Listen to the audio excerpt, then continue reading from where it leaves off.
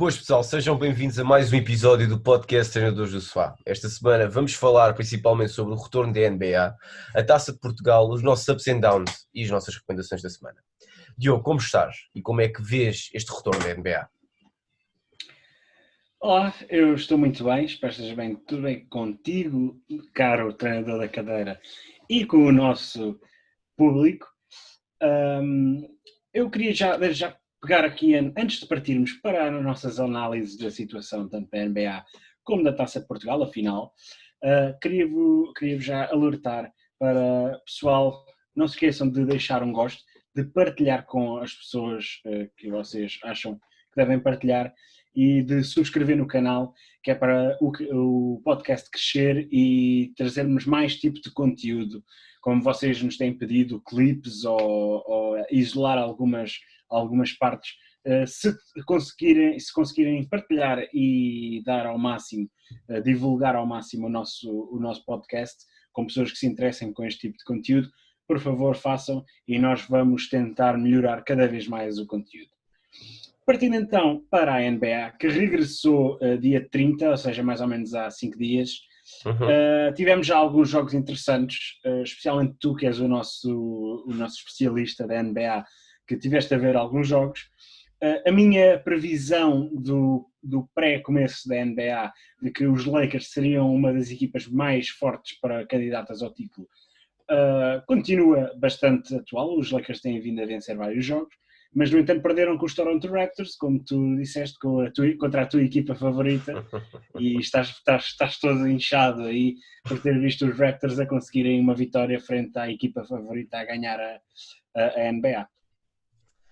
Por acaso não, até porque estes jogos do começo da época são jogos muito 50-50, pode cair para uma equipa, pode cair para a outra, a preparação tem sempre muito a ver com isto, os Raptors são uma equipa mais unida, um núcleo duro já bastante conservado e uma equipa que sabe tudo aquilo, todos os passos que toma. Os Lakers perderam dois jogadores bastante fundamentais na sua starting lineup, como o Rajon Rondo e Avery Bradley, e agora substituíram com J.R. Smith e Kentavious Caldwell Pope, que estão a jogar nas posições deixadas por Avery Bradley e Rajon Rondo. No entanto, nós conseguimos ver que apesar dos Lakers terem perdido contra os Toronto Raptors, o campeão em título, são uma equipa bastante boa, ganhar aos Los Angeles, aos LA Clippers, numa equipa que também temos Paul George e Kawhi Leonard, dois dos jogadores mais conhecidos também da NBA. Kawhi Leonard, por já ter feito parte dos San Antonio Spurs e dos Raptors, ganhou bastantes títulos pelas duas equipas.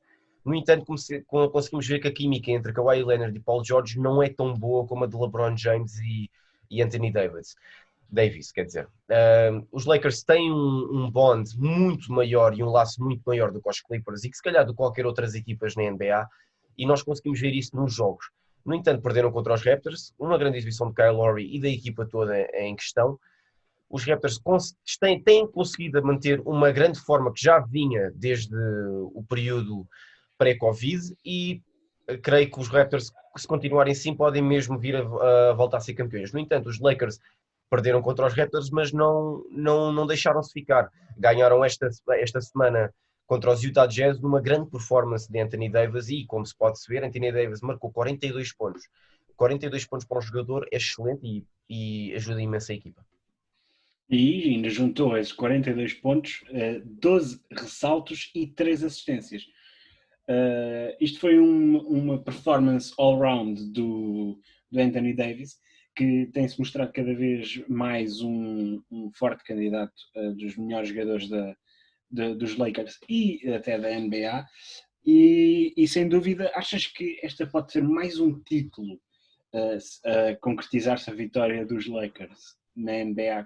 Consegue ser mais um título para se juntar ao facto daquela discussão entre LeBron James e Michael Jordan sobre quem de facto é o melhor de sempre? Poderá ser, poderá não ser, são dois jogadores muito diferentes no que toca à forma de jogar e daquilo que nós já vimos, o Michael Jordan é um jogador muito mais ofensivo, o LeBron James é um jogador muito mais all-around. O jogador que nós podíamos todos comparar a Michael Jordan, e que já não está cá entre nós, era Kobe Bryant, e via-se as semelhanças entre o jogo. LeBron James é um jogador que consegue jogar a várias posições e nós conseguimos ver isso. LeBron consegue jogar a point guard, shooting guard, small forward, ele joga a todas as posições dentro do campo. Mas sim, eu acho que o que falta para o LeBron ser posto e ter as mesmas valias que Michael Jordan teve, sim, é ganhar mais um título e ganhar mais títulos, não é só mais um, é ganhar mais títulos.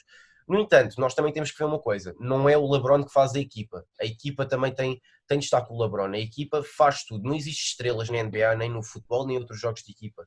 Para o Michael Jordan ter sido campeão, ele teve de ter o Scottie Pippen, o Dennis Rodman, o Steve Kerr. Quando ele perdeu esses jogadores, os Chicago Bulls não foram campeões. Por isso, não é um jogador que faz a equipa, são vários. Esta equipa dos Lakers tem muitos bons jogadores, o Anthony Davis é um bom complemento ao LeBron James, o Kyle Kuzma é um bom complemento também ao LeBron James, e eles têm uma equipa muito boa que pode conseguir ser campeã. Não sei se este ano, para o próximo será muito provavelmente, mas este ano também sem os fãs, e para o próximo ano ainda não sabendo se vai haver ou não fãs, pode ter ali alguma coisa com a performance de algumas equipas. Já se viu isso, os Brooklyn Nets perderam a maior parte da equipa, Kyrie Irving, Spencer Dinwiddie, Kevin Durant não jogava, mas também não foi para Orlando para apoiar a equipa, perderam DeAndre Jordan, e isso nós conseguimos ver que algumas equipas que eram fortes candidatas a irem aos playoffs, neste momento já não são. No entanto, sim, LeBron, se ganhar o título, pode chegar ao mesmo nível de Michael Jordan, apesar que para mim é um jogador excelente e é um one of a kind no desporto. Tivemos grandes jogos, especialmente os Spurs versus Sixers, 130-132. Isto é um resultado brutal, apenas 2 pontos de diferença. Chegaste a ver o jogo todo? Não cheguei a ver o jogo, mas há uma coisa que eu conheço muito do Greg Popovich, é que apesar dos San Antonio Spurs já não terem aquela equipa que nós conhecíamos quando nós éramos miúdos, Tim Duncan, Tony Parker, Manu Ginobili e até o próprio Kawhi Leonard, é uma equipa que, apesar de todas as odds, consegue sempre ir aos playoffs. No ano passado acho que não conseguiram ir, quase tenho a certeza que não foram no ano passado, porque no ano passado a Conferência Oeste teve muito concorrida. No entanto, os San Antonio Spurs estão a conseguir ter um melhor basquetebol nesta Disney World Bubble, apesar dos Sixers terem ganho. O Joel Embiid foi mais uma vez o jogador da equipa, é um jogador muito bom para a equipa, tanto como Ben Simmons, também como Tobias Harris e Al Horford. São uma equipa muito boa, uma equipa que sabe fazer aquilo que tem que fazer, mas ainda falta ali alguma coisa, falta experiência, falta terem um bocado de disciplina no que toca ao jogo. Conseguiram ganhar aos San Antonio Spurs, mas os San Antonio Spurs jogaram aquilo que tiveram que jogar. Jogaram o jogo que sempre conseguiram jogar, um jogo muito fundamental, um jogo muito técnico, e este resultado não me surpreende. Um jogador que está de facto a surpreender é que tem um grande reinício da época, é o TJ Warren, que fez 34 pontos, 11 ressaltos, 4 assistências e 3 roubos de bola. Pacers versus Wizards acabou 111-100 e o TJ Warren parece que veio com a corda toda à la Raheem Sterling no Manchester City. TJ Warren é um excelente jogador. Para quem não o conhece, já foi um jogador dos Phoenix Suns, um dos tais jogadores que os Phoenix Suns deixaram ir para outras equipas, e aí é que mostraram o seu verdadeiro valor. Os Phoenix Suns têm estado melhor nestes últimos anos, mas deixar jogadores como o TJ Warren sair foi muito mal da parte deles. TJ Warren já neste início de temporada já fez 53 pontos contra os Philadelphia 76ers. Falámos já agora que jogaram contra os Spurs, e os Pacers conseguiram ganhar aos Sixers. TJ Warren tem estado em destaque, já era um jogador bom, mas era um jogador que faltava consistência, era aquele tipo de jogador que sabes que vai conseguir marcar muitos pontos, já sabes que vai ter um grande contributo para a equipa, mas faltava muita consistência. Estamos a ver que nesta Disney World Bubble alguns jogadores sem a pressão dos adeptos estão a conseguir ser muito melhores, e TJ Warren e os Pacers têm fortes possibilidades de conseguir chegar muito longe nos playoffs, até porque tem Victor Oladipo, um grande jogador, tem Miles Turner, Domantas Sabonis, tem muitos jogadores que até agora dizem que os Raptors são os Spurs do Oeste, mas para mim sempre foram os Pacers do Spurs do Oeste. Ou mais uma vez, um basquetebol muito fundamental, basquetebol muito técnico, e sabem aproveitar muito bem o espaço. Os Pacers são sem dúvida uma das equipas revelações da NBA. Outra coisa, as nossas equipas enfrentaram-se. Raptors vs Heat acabou 107-103, um jogo bastante renhido.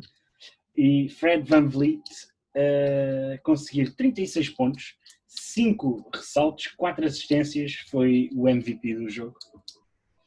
E Fred VanVleet, que tem tido uma história incrível desde que entrou para a NBA. Ele entra para a NBA como undrafted, os Raptors convidam para ele fazer parte do training camp e da Summer League, e ele consegue agarrar um lugar na equipa, começa como ser um jogador, não era nem da segunda unidade que entrava, era da terceira unidade, consegue ganhar um lugar depois da DeMar DeRozan se ter sido trocado por Kawhi Leonard para o San Antonio Spurs por Kawhi e Danny Green também. E nessa época com o Kawhi Leonard, já na anterior, já tinha-se mostrado como um jogador muito bom vindo do banco, mas na época com o Kawhi Leonard tornou-se um dos grandes jogadores do Raptors. Foi o jogador que nas finais contra os Golden State Warriors literalmente deu o título aos Raptors, um jogador excelente que já vem a provar o seu valor. Mais uma vez, a mesma coisa do TJ Warren, ele precisa de mais consistência no seu jogo, apesar de ser um jogador fundamental, ele precisa de alguma experiência também. Fred VanVleet, MVP, não me surpreende, um jogador excelente, que consegue aproveitar bem as oportunidades, e com Kyle Lowry num grande momento de forma, ele é um grande shooting guard e um point guard também. Os Miami Heat não são uma má equipa, como já tinha dito, são uma equipa muito surpreendente e muito revelação desde que Jimmy Butler entrou, com grandes jogadores já se evidenciar nesta Disney World Bubble, como o Duncan Robinson, que tem sido um dos melhores shooters da NBA até ao momento deste reinício de época. Também Tyler Herro tem sido um grande jogador para a equipa, Bam Adebayo, um grande center também, Goran Dragic está a jogar muito bem, como sempre jogou, Kelly Olynyk a sair do banco. Os Miami têm uma equipa muito profunda, mas também ao mesmo tempo a juventude às vezes trama aquilo que falta experiência a esta equipa, mas uma experiência que com Jimmy Butler a liderar aquela equipa é muito bom. Na estrutura técnica, na estrutura tem Pat Riley, um dos melhores treinadores de sempre da NBA e neste momento um dos melhores diretores de sempre da NBA. Erik Spoelstra já ganhou vários títulos pelos Miami Heat, como tu sabes, com LeBron James, Dwayne Wade e Chris Bosh. E Ray Allen também, Ray Allen shooting guard. Por isso, eu acho que esta equipa dos Miami está há mais um ano ou dois que são grandes e fortes candidatos ao título. O último jogador em evidência que tu analisaste, Michael Porter Jr., que fez 37 pontos, 12 ressaltos e uma assistência no Denver vs Oklahoma, 121-113, um grande jogo, mais um, mesmo assim a não chegar à altura do Tottenham Hotspur versus os Sixers. Calma. E Michael Porter Jr. a fazer um excelente jogo, um all-around.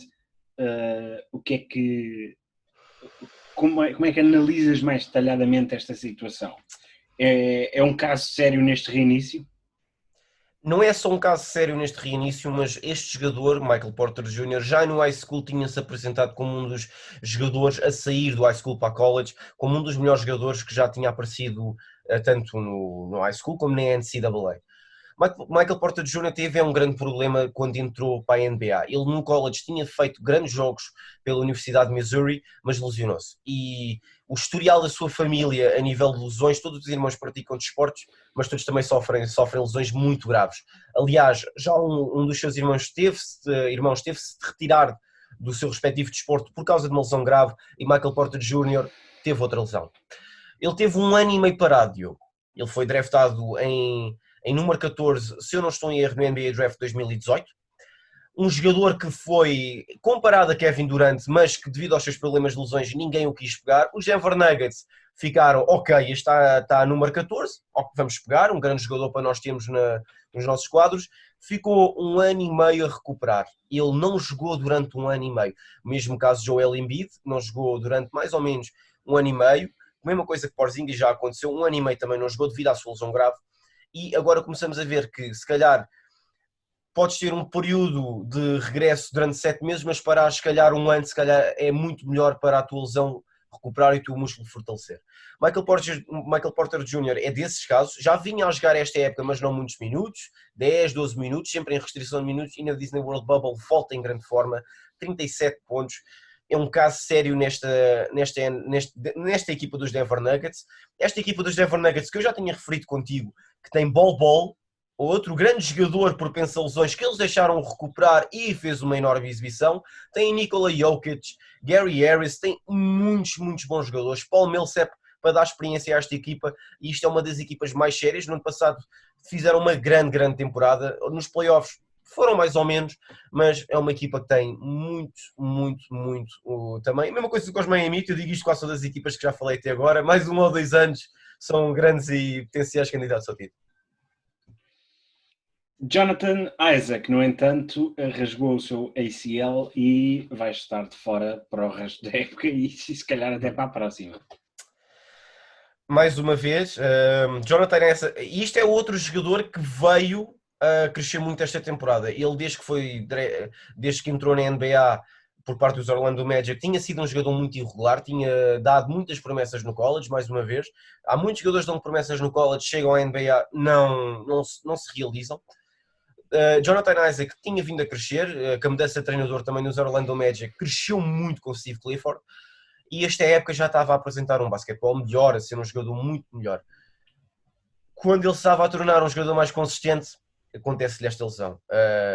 Uma lesão que tem muito a parecer com a primeira lesão de Derrick Rose, quando jogava pelo Chicago Bulls e estava num dos seus melhores momentos da carreira. Espero que não aconteça a mesma coisa a Jonathan Isaac, porque ele tem muita promessa e esta equipa dos Orlando Magic precisa do jogador que ele aí estava-se a tornar. Uma equipa que tem, ao longo dos anos, vindo a sofrer muito backlash devido às épocas mais conseguidas que eles têm, aos contratos maus que dão aos jogadores, mas estavam-se a tornar realmente uma equipa muito boa.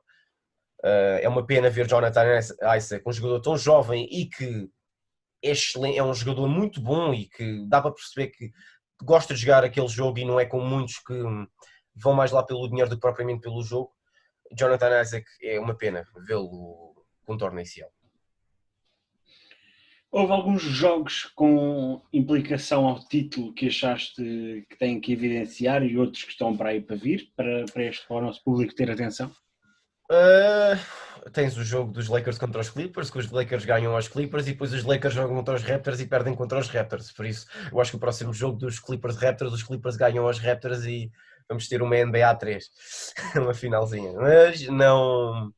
Eu acho que os jogos que nós temos de ter em atenção, nós temos de ter uma equipa muito em atenção, que é os Milwaukee Bucks. Os Milwaukee Bucks também têm jogado excelente e de uma forma excelente. Giannis Antetokounmpo está a jogar de uma forma brutal. Temos de ter em atenção... Giannis Antetokounmpo. Antetokounmpo. Eu é que digo rápido, porque se fores dizer... Giannis Antetokounmpo.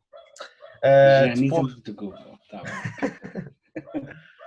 Depois tu tens os Houston Rockets, que são uma equipa, embora que tenhas James Harden, que é o melhor de muitos anos, dos melhores scorers sempre da NBA, com recordes... Grande benfiquista. Grande benfiquista.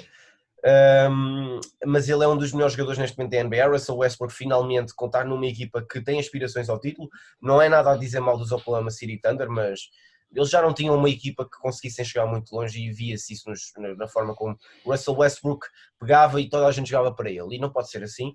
Ele está a jogar muito bem com James Harden, já tinham jogado nos OKC também, James Harden, um dos jogadores dos OKC. Tens os Houston Rockets, tens os Dallas Mavericks, estão a jogar também muito bem, são os Dark Horse, como já tinha falado.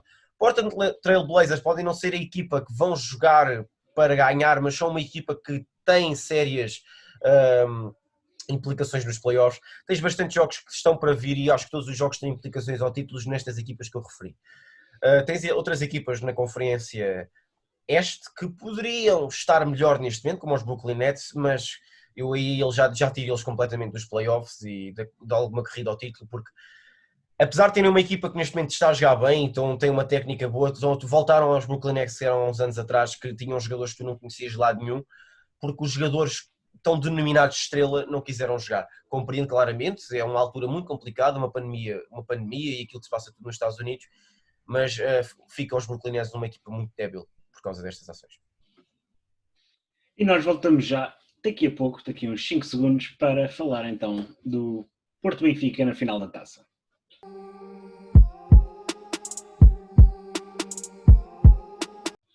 Bem-vindos de volta ao podcast Treinadores do Sofá. Agora vamos falar sobre a Taça de Portugal entre Benfica e Porto, um dos jogos que tinha muitas implicações e a mídia disse que o Benfica iria salvar a época se ganhasse a Taça de Portugal e o Porto iria conseguir fazer a dobradinha. O que é que tu achas disto, Diogo? O que é que eu acho? Eu não tenho que achar nada, eu acho que pronto, era um jogo importantíssimo para ambas as equipas. Para o Porto mostrava o domínio na época e seria uma época espetacular para as implicações ou para as complicações que a equipa do Porto tinha desde o início da época. Depois de uma época desastrosa na época passada, onde o Porto acaba por perder a taça da Liga na final, perder a taça de Portugal na final, perder o campeonato, perdendo 7 pontos de avanço para o Benfica. E só tinha conseguido a vitória na Supertaça. Foi uma época desastrosa para o Porto e que ainda por cima começa esta época perdendo a terceira pré-eliminatória da Liga dos Campeões e não consegue entrar na fase de grupos. Era complicado. O Porto conseguiu dar a volta. Mentalmente, Sérgio Conceição fez um trabalho espetacular e consegue vencer o campeonato, fazendo o que o Benfica fez na época passada, recuperando 7 pontos e também aproveitando um autêntico cataclismo na equipa do Benfica. Foi de uma das melhores primeiras voltas de sempre para cair completamente e fazer uma das piores séries de sempre da equipa do Benfica. E chegamos então à Taça de Portugal com duas equipas. O Benfica vinha de 3 vitórias consecutivas e estava a conseguir recuperar alguma forma de um bom jogo frente ao Sporting, e o Porto vinha então com a bagagem do título e a querer conquistar a dobradinha. O Benfica entrou muito nervoso, o Porto a mostrar mais pressão, mais querer, e conseguiu então ter a primeira ocasião do jogo com uma bela defesa do Vlaco Dimos a remate do Corona. O Benfica consegue se libertar, fazer um bom contra-ataque e também ter uma ocasião, mas o Chiquinho não conseguiu aproveitar. A partir daí, o jogo foi muito meio campo, Porto superior durante largos minutos do jogo e um jogo muito físico. Aos 38 minutos, Luís Dias é expulso, um segundo amarelo. Ficou muita gente a reclamar porque o primeiro amarelo está ao critério do árbitro, tanto pode ser como pode não ser dado, mas acho que ninguém pode reclamar porque de facto a entrada do Luís Dias no segundo amarelo era uma entrada para vermelho e que foi uma entrada muito, muito, muito arriscada e fora de tempo, e a partir daí o jogo muda. O jogo, a partir dos 38 minutos, não houve, no resto da segunda parte, não houve mais jogo. O Sérgio Conceição acaba-se por ser expulso por palavras, e bem, leva 2 amarelos também, se bem que o que ele diz, o que ele faz, era mais uma vez para um vermelho direto. O Porto parecia que estava a perder ali a compostura, mas regressa para a segunda parte de uma maneira totalmente diferente. Encaixou-se bem, olhou bem para os pontos fracos do Benfica e explorou-os. Bolas paradas, falta de agressividade, e resultado é o Porto marca cedíssimo aos 47 minutos e mete-se na frente. De seguida o Benfica nunca conseguiu pegar no jogo, nunca conseguiu ter bola, nunca conseguiu criar ocasiões de golo e mostrou-se uma equipa muito medíocre e uma equipa sem vontade. O que o Porto aproveitou e acaba por fazer então o 2-0 por Mbemba outra vez, um jogador em evidência, melhor em campo, tanto defensivamente como ofensivamente foi o jogador mais. O Benfica, mesmo com as substituições, melhora muito pouco. Jota e Tarapte entram e conseguem mexer mais ou menos, mas nunca existe um último passo, nunca existe uma ocasião de golo.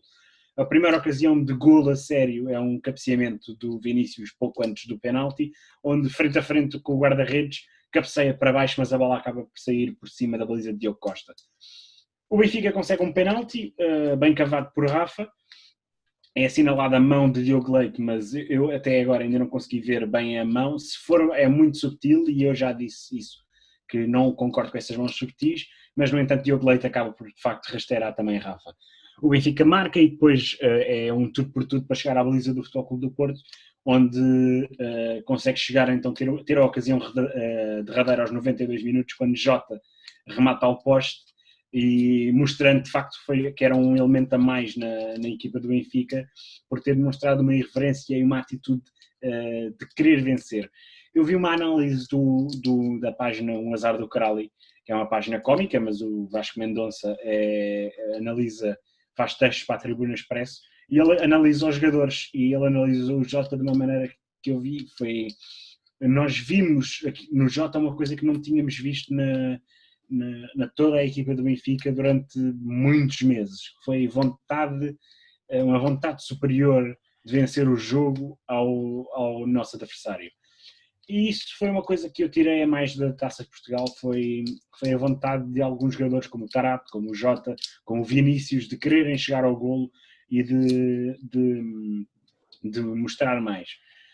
O Porto foi um justo vencedor, apesar de ter criado tantas ocasiões como o Benfica, mas o Benfica, as ocasiões que criou, foi um penalti, um remate de fora da área ao poste e um cabeceamento do Vinícius no cara a cara com o guarda-redes. Pouco mais do que isto criou. O Porto teve, se não tivesse tido a jogar com 10 a maior parte do tempo, teria sido muito superior. Teria sido muito mais objetivo e o jogo poderia ter acabado com um resultado muito humilhante para o Benfica, porque foi já de si humilhante a participação na taça, porque foi um autêntico banho de bola que o Porto deu sem ter bola, sem ter o domínio total do jogo. O Porto foi muito superior, foi muito mais forte, criou as ocasiões mais claras, mostrou ter capacidade de criar ocasiões, coisa que o Benfica não conseguia, e o que nós vimos foi um Porto superior, a merecer vencer a dobradinha, e a partir agora para a próxima época com muito mais vontade do que, ou muito mais à vontade do que o Benfica, porque o Benfica vai ter que recuperar de uma das piores épocas da última década, e o Porto vai ter que simplesmente manter uma equipa competitiva para defrontar então o que será um dos Benficas com maior investimento sempre. Sim, concordo contigo em tudo aquilo que tu disseste, do pouco que eu vi da Taça de Portugal, porque eu também não consegui ver aquele tipo de futebol. O Porto com 10 consegue ser superior a um Benfica com 11, mas isso nunca está em questão. Já há jogos com 10 que as equipas conseguem ganhar muito melhor do que uma equipa com 11, isso nunca esteve em questão. No entanto, uma equipa com 10 tem muito mais afirmação e muito mais poder ofensivo que uma equipa com 11. O Porto não jogou para a defesa, o Porto jogou para ganhar, com 10 ou com 11. E nós conseguimos ver isso no Chancel Mbemba, um jogador que tem vindo-se a evidenciar na defesa do Porto, e é um jogador que é bastante bom em bolas paradas, já não era a primeira vez que ele marcava gols assim.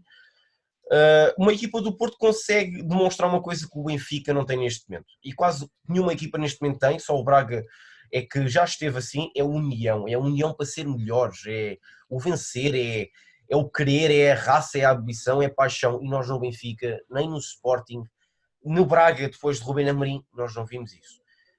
O que falta nestas equipas é isto, e o que o Sérgio Conceição é um bom treinador é na motivação, é motivar os jogadores, é perceber quais é que são as falhas, perceber quais são as fraquezas, e não é como muitos treinadores dizer, ok, a culpa é só minha, a culpa é de todos, porque quando tu és uma equipa, quando tu és um treinador, quando tu és uma estrutura, são todos, não é só um.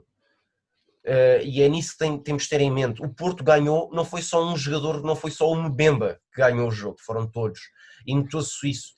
Notou-se sempre isso no Porto este ano, e foi isso que conseguiu fazer o Porto ser melhor do que o Benfica. O Benfica tem uma coisa que o Porto este ano teve muito pouco, já teve em outros anos, que foi os egos, foi o conflito de egos. O Benfica teve muito conflito de egos dentro de campo, e notava-se isso de longe. O Porto conseguiu perceber que os egos não iriam levar a lado nenhum e queriam ganhar o título. Foi isso que separou o Benfica do Porto este ano. Se calhar dos piores plantéis que eu já vi das duas equipas de anos, não é de agora. Estes plantéis na Liga dos Campeões, nem nas competições europeias, fizeram nada, não conseguiram ir além disto, mas ao menos foi um jogo e o Porto conseguiu ganhar. O Porto demonstrou o querer para ganhar isto, e é um justo vencedor, sem dúvida. Sim, olhando para lá agora da Taça de Portugal, Jorge Jesus foi apresentado ontem no Benfica. Foi uma boa apresentação, eu vi, como adepto do Benfica, quis ver o que é que ele queria dizer. Mostrou alguma arrogância típica, mas uma arrogância fundamentada. Ele disse que é um treinador diferente, é o melhor treinador, é uma pessoa com outras vivências, agora tem muito mais nome, é um dos treinadores mais conhecidos em todo o mundo, e isto é claro. vem de um grande clube que é o Flamengo para o Benfica com o objetivo simples e é de ganhar. 2 anos de contrato para ganhar, para contratar bons jogadores e bons jogadores não diz que seja Cavani, Everton, Cebolinha ou Waldschmidt ou Koch, são jogadores que ele vê que vêm adicionar algo ao plantel e aproveitar o que já cá estão. Ver a formação, porque, como ele disse, todos os clubes em Portugal têm que ter a formação sempre em mente. É necessário haver a aposta na formação e o Benfica vai continuar isso. Não, os benfiquistas que não fiquem a pensar o Jorge Jesus vem para cá, já não vai haver mais aposta na formação. Ele disse, o Benfica acabou de vender um jogador por 120 milhões de euros, foi o João, e tem que continuar a apostar porque tem outros jogadores de qualidade. Ele disse a política agora é equilibrar formação e contratações inteligentes e que a equipa vai jogar o triplo e arrasar. Isto é uma ambição que é necessária no Benfica, é uma ambição de vencer, uma ambição de querer arrasar e de recuperar a hegemonia que muita gente quis implicar a dizer que o Benfica não tinha hegemonia, mas uma coisa é certa, de 2014 a 2017 o Benfica conquistou 12 dos 16 títulos possíveis. E se isso dizem que não é uma hegemonia, então não sei o que é que querem. Porque queriam à força que o Benfica não tinha a hegemonia. Agora já vêm dizer que o Porto ganhou 2 campeonatos em 3 anos, quando, no meu entender, o Porto ganhou 2 campeonatos em 7. É a realidade. Nós temos que olhar sempre para o big picture e é que estas 2 equipas vão ter grandes plantéis para a próxima época. O Porto vai tentar fazer de tudo para poder pagar o que tem que pagar, mas manter um plantel competitivo. O Sporting vai tentar melhorar o seu plantel. O Braga vai tentar melhorar, e agora com Carlos Carvalhal, um excelente treinador, vai tentar melhorar e já está a melhorar, até com o rumor de que Nico Gaetan vai assinar. E os jogadores que assinaram? É uma notícia que me parte o coração, porque é um dos meus jogadores favoritos de sempre. O Guimarães quer apostar agora no novo treinador, Tiago, que era um excelente jogador. Não sei o que é que pode vir a trazer, é o seu primeira aventura, pode ser um bom treinador. O Rio Ave vai querer manter um plantel decente para poder atacar e ir à fase de grupos da Liga Europa. O Famalicão vai querer voltar a repetir. O Moreirense é de terem atenção ao Moreirense porque está a fazer grandes planteios. O Boa Vista pode vir a ser comprado pelo dono do Lille e a apresentar um bom futebol. O Marítimo com o Lito Vidigal. Marítimo com o Lito Vidigal quer voltar a ser um clube para disputar a Liga. O Belenenses Estado vai manter Petit, vai manter essa aposta. Mais, o que é que podemos dizer mais? Santa Clara com Daniel Ramos. Santa Clara. João Henriques ainda não tem um clube decidido. Gostaria de o tê-lo visto no Rio Ave, por exemplo. O Rio Ave já apresentou o treinador. Mário Silva, ex-treinador do Almeria, diretor técnico, foi o treinador que ganhou pelo Porto a Youth League. Então, está bem servido. As equipas estão a construir bons plantéis. Eu acho que vai ser dos campeonatos mais interessantes de sempre, porque estou a ver as equipas a quererem ter ambição para mais, a quererem apostar em jovens jogadores e o Benfica vai investir, o Benfica vai construir um grande plantel e já tem um grande treinador para atacar todas as frentes, para fazer boa prestação europeia e no campeonato e Taça de Portugal, tudo. O Sporting quer pelo menos ir à Liga dos Campeões. O Porto vai querer repetir a época de sucesso e o Braga vai querer intrometer-se outra vez na luta pelo pódio. O Guimarães vai querer ficar à frente do Braga. O Rio Ave vai querer a Europa mais uma vez. O Famalicão vai querer a Europa. O Moreirense vai querer chegar ao pé desses clubes. Vai ser muitas equipas com grandes ambições, incluindo Boa Vista, Santa Clara, Marítimo, como a gente já disse, e a terem atenção para a próxima época, porque vai ser uma época muito, muito interessante.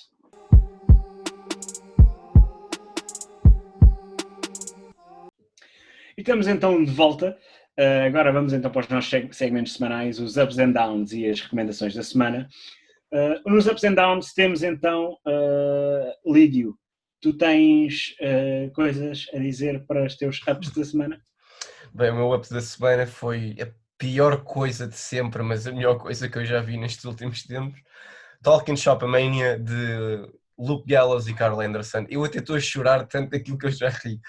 Aquilo é, como é que eu posso dizer? Aquilo é comédia. É um filme de comédia, é tudo ao 100 à hora e tudo a... É um crash film, basicamente. Aquilo é muito bom, mas no sentido em que tu vais ficar a rir durante 1 hora e meia. E foi o que o Luke Gallows disse no podcast, Talk and Shop, que se para veres este pay-per-view tu vais ter de beber cerveja ou vais ter de estar alcoolizado para conseguir sobreviver. Não é o caso, eu não bebi, não fiz nada e continuei-me a rir aquilo tudo. Excelente, epá, eu não consigo dizer mais, aquilo é mesmo só comédia, é muito bom, muito, muito, muito bom. E Depois tenho o algo meu... de mau para nesta Não, semana? ainda O que é tenho que outro tens? up, o Shiro Immobile e Tens Bola de outra. Ouro, que Sim, igualou o sim. recorde de Higuaín com 36 golos. Uma grande época para Muitos Immobile. parabéns. Uma grande época para Uma Immobile. grande batalha com o Cristiano Ronaldo para o Capo Canonieri e a conseguir passar a época espetacular de Lewandowski. E uma coisa, não é bem up, mas o Arsenal foi campeão da FA Cup com versus o Chelsea, 2-1, e o Wolverhampton já não vai à Liga Europa devido ao Arsenal ter sido campeão. Sim, exatamente. Foi Uh, mais ou o, meu menos a down, salvação da época. o meu down, dói-me a dizer, mas não me dói porque eu já estava à espera. Monday Night Raw, eu não vou explicar o porquê, não o vejam também. Eles fizeram a sua versão do Fight Club, disseram que ia haver uma nova stable, eu pensava que era Undisputed Era, afinal não é, eu não percebi o que é que se passou, aquilo foi tão estranho que eu chego ao final e não percebo o que é que se passou. E tu, Diogo, tens alguns ups and downs? O meu up foi eu não ter visto o Monday Night Raw. Esqueci-me completamente. Não, Hoje é mas que é o teu reparei. up. Mas é de certeza absoluta. Isso é uma benção para ti. Tu não estás a perceber o que é que tu não vistes. É tão bom. Foi Eu um Extreme Rules para aparentemente ti e o Monday Night Raw para mim. não vi uma coisa muito boa. Mas pronto, agora mais a sério. Um up foi a Fórmula 1 que está a mostrar grandes capacidades no seu regresso. Lewis Hamilton com uma prova de superação enorme, com um pneu furado, venceu então o Grande Prémio da Inglaterra. E uma demonstração porque é que ele é o melhor piloto de Fórmula 1 da atualidade e porque é que vai muito provavelmente vencer uma época na Fórmula 1 e simplesmente espetacular. O outro foi o anúncio da Nike, You Can't Stop Us, que saiu há uns dias e que é muito bom, tem uma excelente mensagem de atletas, tanto de várias raças, que se juntam e que são espetaculares, pessoas com dificuldades motoras, pessoas com perfeitamente normais e extremamente atléticas a fazerem coisas extremamente parecidas, ou seja, toda a gente pode fazer desporto, toda a gente, ninguém nos pode parar, lá está, You Can't Stop Us. É um excelente anúncio e que passem por lá que já tem imensas visualizações. Um down, nesta semana, e sabemos há relativamente pouco tempo, Casillas finalmente anunciou a sua reforma. Depois de no ano passado ter sofrido um infarto, esta época já tinha sido sabida em fevereiro que seria uma possibilidade, que esta época era assim, e então ele acaba por anunciar oficialmente a sua reforma. É triste porque foi um dos melhores guarda-redes de sempre, apesar de estar na lista de muitas pessoas como o melhor guarda-redes de sempre, para mim só há um, é Buffon. Iker Casillas, campeão do mundo, 2 vezes campeão da Europa pelo Real Madrid, campeão português pelo Futebol Clube do Porto, E campeão campeão do mundo. espanhol, Campeão do mundo. já disse, e campeão do mundo de clubes também, exatamente. Um guarda-redes muito, muito, muito, muito, muito bom, e eu vi uma das melhores prestações de sempre dele, foi um jogo, ficou um Porto 2 em 2016, que eu tive o prazer de ver no Estádio da Luz, prazer de ver a sua prestação, que foi uma prestação que teve 9 no Jornal da Bola, de 0 a 10, e foi uma grande demonstração porque é que o Casillas era considerado um dos melhores de sempre. Partindo então para as recomendações da semana, Lídio, a tua recomendação da semana é? É o mesmo do que o meu Up, tal que um Shopamania. Se quiserem se rir e ver aqui. Se quiserem se rir e aproveitar um bocadinho com os seus amigos, bebam, façam aquilo que quiserem. Aquilo não é só wrestling, aquilo tem lá de coisa, aquilo é para rir. Aquilo não é. Não vão para lá pensar, o wrestling é fake, não, que aquilo é suposto veres que não, wrestling é comédia. Wrestling também é comédia, wrestling é tudo o que quisermos. A partir do momento em que dizem menção no comentário que o árbitro perguntou ao Luke Gallows se poderia ir caçar na sua propriedade, eu acho que isto diz muito do que é que a comédia está ali. Mas vejam, é excelente. E qual é que é a tua recomendação da semana? A minha recomendação da semana é mais uma vez um filme, desta vez um filme de 2006 que é o Golo, conhecido como o Golo, que é um filme interessante, é uma trilogia, mas o primeiro e o segundo é que são Estás a realmente falar os filmes. do Santiago, que foi para o Newcastle Exatamente, o Real Madrid, Santiago Munhas, e depois um volta outra vez jovem para o Newcastle. cozinheiro, um jovem cozinheiro do coisa do Estados México Unidos. que vive nos Estados, ele é mexicano, Sim, mas vive nos Estados Unidos e vai perseguir o seu sonho em Newcastle para jogar no Newcastle, que é um dos meus clubes favoritos em Inglaterra e e do eu Lídio também. também. Portanto, é aquela cena que está ligado e é um excelente filme esse. E o segundo não é tão bom, mas também é alguma coisa. O terceiro eu já vi e não gostei nada, é um filme horrível. Mas os primeiros dois são bastante interessantes e é uma história de superação e de adaptação ao futebol para seguir então o seu sonho. E nós vemos clubes como Newcastle e Real Madrid nos dois filmes.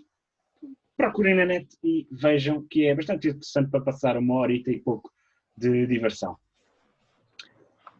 Lídio, vamos então despedir-nos mais uma vez no nosso 9º episódio dos Treinadores do Sofá. Queremos ter uma resposta enorme, portanto não se esqueçam então de deixar o gosto de partilhar. Nós agora estamos a partilhar mais no YouTube, porque menos pessoas têm visto no Spotify, mas vai estar, como sempre, no YouTube e Spotify. Não se esqueçam então de partilhar, deixar o gosto e de subscrever no canal para crescer então e tornarmos esta, este podcast um dos melhores podcasts em Portugal. E não se esqueçam, nós somos os treinadores do sofá e fiquem no sofá para ver este podcast.